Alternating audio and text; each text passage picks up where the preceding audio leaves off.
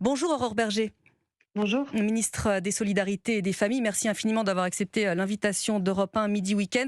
J'imagine que vous êtes un peu partagé entre l'émotion pour ces familles qui ont besoin de la banque alimentaire et l'indignation.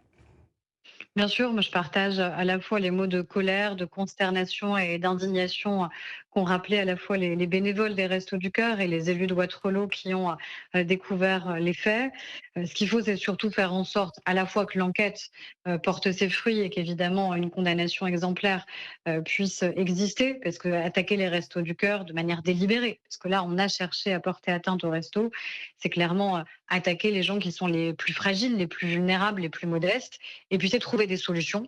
Et donc les services de l'État, dès samedi, ont pris la tâche de l'association, des restos, des élus, pour éventuellement qu'on ait de la substitution, tout simplement, des véhicules de substitution qui puissent être mobilisés pour que les distributions aient lieu. Et s'il faut un soutien financier exceptionnel, évidemment, on trouvera ce soutien financier exceptionnel. Aurore Berger, vous rappeliez, c'est un acte purement de vandalisme. Qu'est-ce que ça dit de notre société ?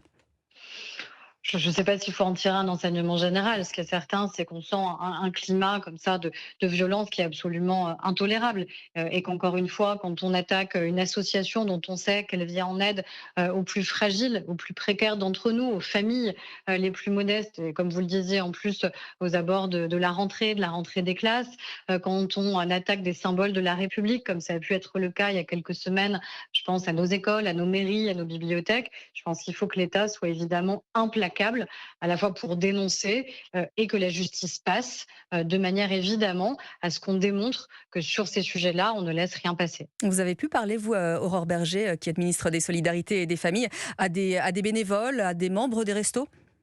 Alors, je vais m'entretenir, moi, évidemment, avec les responsables des Restos du Cœur.